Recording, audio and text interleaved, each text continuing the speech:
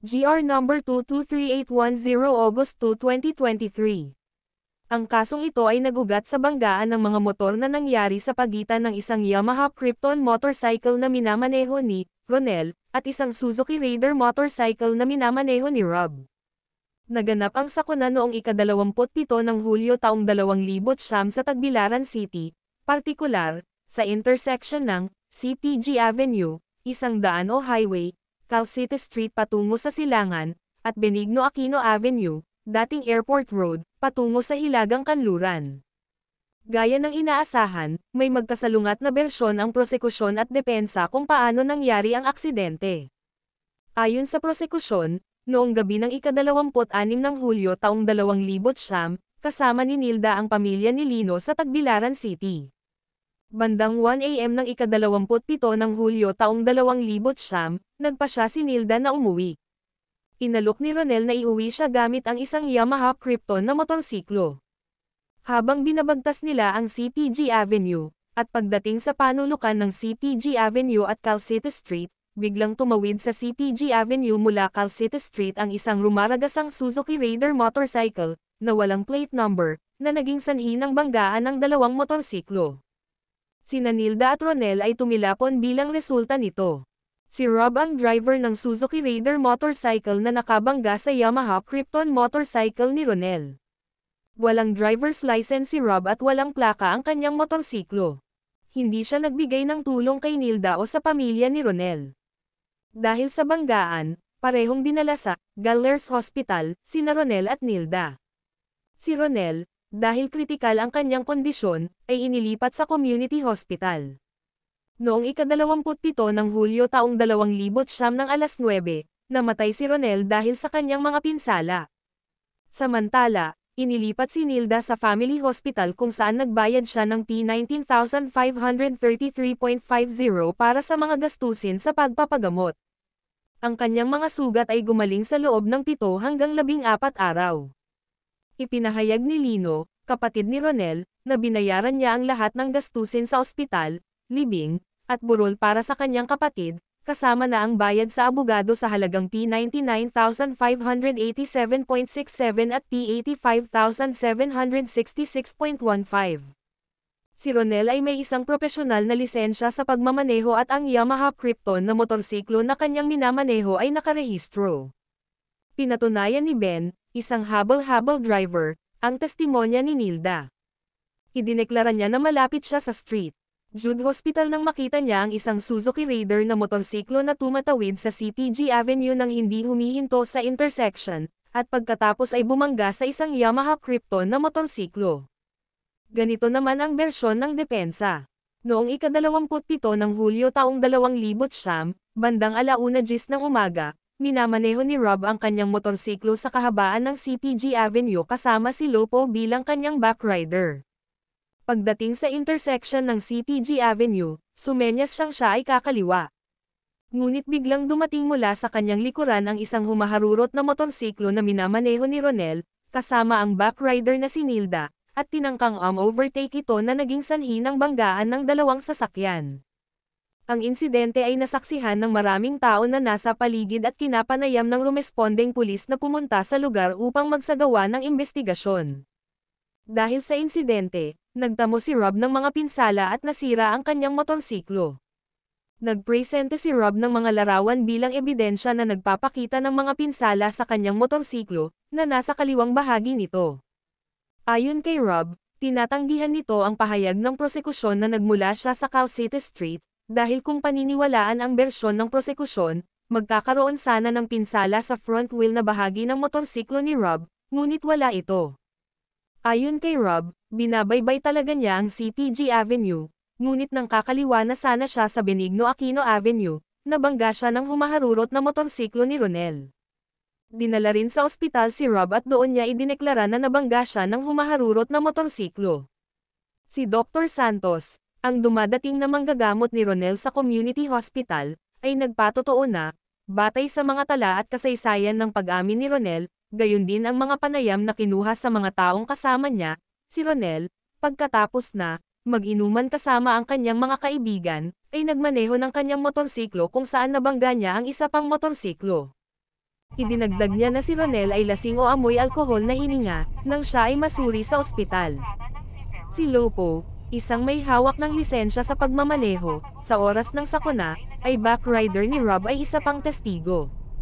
Ang mga testimonya ni Rob at Lopo ay pinatunayan din ni Dino, isang habol-habol driver na nakasaksi sa banggaan ng dalawang motorsiklo. Nagpatotoo si PO3 mula na siya, sa kanyang kapasidad bilang traffic investigator, ay nagsagawa ng factual gathering at nakapanayam ang mga testigo at bystanders pagkatapos ng insidente, at naghanda ng police report at sketch batay sa kanyang investigasyon. Batay sa kanyang police report at sketch, ang mga motorsiklong minamaneho ni Rob at Ronel ay aktwal na bumabiyahe sa parehong direksyon ng CPG North Avenue, parehong patungo sa Hilaga, na taliwas sa pahayag ng mga testigo ng prosekusyon na si Rob ay mabilis na dumating mula sa Calcita Street. Nang si Rob, na nasa unahan ng intersection, ay gumawa ng senadorias na kakaliwa patungo sa Benigno Aquino Avenue, ang rumaragasang Yamaha Krypton na motorsiklo ni Ronel ay biglang nag-overtake sa kaliwang bahagi, na nagresulta sa banggaan ng dalawang motorsiklo sa harap ng St. Jude Hospital. Alinsunod sa testimonya ni Rob, ang ulat ng pulisya ay nagpapahiwatig na ang Suzuki Raider na motorsiklo ni Rob ay nagtamo ng mga pinsala sa kaliwang bahagi nito habang ang Yamaha Krypton ni Ronel ay nagtamo ng mga pinsala sa kanang bahagi. Ang kasong reckless imprudence, gaya ng tinukoy ng ating batas sa parusa, ay binubuo ng kusang loob, ngunit walang mali siya, paggawa o pagkabigong gumawa ng isang kilos kung saan ang material na pinsala ay nagreresulta dahil sa hindi mapapatawad na kawalan ng pag-iingat sa bahagi ng taong nagsasagawa o hindi nagsasagawa ng naturang kilos, isinasaalang-alang ang kanyang trabaho o trabaho, antas ng katalinuhan, pisikal na kondisyon at iba pang mga pangyayari tungkol sa mga tao, oras at lugar. Ito ay may mga sumusunod na elemento. Isa, na ang nagkasala ay gumagawa o nabigong gumawa ng isang kilos. Dalawa, na ang paggawa o ang pagkabigo na gawin ang kilos na iyon ay voluntaryo. Tatlo, na ito ay gawin ng walang mali siya. Apat, na ang material na pinsala ay nagreresulta mula sa walang ingat na kawalang ingat. At lima, na may hindi mapapatawad na kawalan ng pag-iingat sa bahagi ng nagkasala, na isinasaalang-alang ang kanyang trabaho o trabaho, antas ng katalinuhan, pisikal na kondisyon, at iba pang mga pangyayari tungkol sa mga tao, oras at lugar. Hindi basta-basta binawi ni P03 mula ang kanyang mga natuklasan. Ayon sa kanya, ang mga natuklasan ay batay sa kanyang mga panayam sa iba't ibang mga bystanders at mga saksi, sa mga pinsalang aktwal na natamo ng dalawang motorsiklo, at sa kanyang sariling independenteng pag-iimbestiga sa posisyon ng mga sasakyan nang siya ay dumating sa pinangyarihan ng aksidente. Sa huli, batay sa kabuuan ng naturang ebidensya, napagpasyahan ni P03 mula na ang bersyon ni Nilda ay napakalayo sa katotohanan, hindi totoo, at, sa katunayan, imposible. Pangalawa, ang ginawa ni P03 mula ay may palagay ng regularidad sa pagganap ng kanyang opisyal na tungkulin, na lubos namang nabigong ibagsak ang prosekusyon. Dito, nabigo ang prosekusyon na magbigay ng anumang ebidensya na nagpapakita ng anumang kakulangan o irregularidad sa panig ni P03 mula sa pagganap ng kanyang opisyal na tungkulin bilang traffic investigator ng aksidente. Gayun din, hindi ipinakita ng prosekusyon na siya ay naudyukan ng anumang masamang motibo o pagkiling na tumstigo ng hindi totoo. Dahil dito, ang ulat ng investigasyon ni P03 mula na kanyang ginawa bilang opisyal na tungkulin at regular na ginampanan, ay may timbang at binibigyan ng paggalang. Kapansin-pansin, sinabi lang ng prosekusyon na hindi talaga nasaksihan ng P03 mula ang aksidente. Gayunpaman, paulit-ulit na binibigyang bigat ng korte ang ulat ng Traffic Investigating Officer sa mga kaso na kinasasangkutan ng mga aksidente sa sasakyan, kahit na hindi talaga nasaksihan ng investigating officer ang aksidente. Pangatlo, sa paghahambing sa dalawang bersyon ng insidente, napatunayan ng korte na ang bersyon ni Nilda ay hindi kapani-paniwala. Mula sa nabanggit, hindi masasabi na si Rob ay pabaya, dahil walang koneksyon ang kanyang mga paglabag gaya ng kawalan ng lisensya sa pagmamaneho at pagmamaneho ng hindi rehistradong sasakyan sa aksidente. Bukod pa rito, wala ring ebidensya na ang mga paglabag ay nagkaroon ng ambag o naging sanhi ng aksidente. Kaya naman, kahit na mayroon lamang student driver's permit si Rob ay hindi maaaring ipalagay agad na siya ay pabaya, kung isasaalang-alang na ang traffic code ay tahasang nagpapahintulot sa isang student driver na magpatakbo ng isang sasakyang demotor kapag may kasamang isang lisensyadong driver. Sa kabuuan, ang pananagutan ng isang motorista para sa isang aksidente sa kalsada ay hindi lamang tumutukoy sa kung sino sa mga partido ang may right of way o nasa tamang daanan.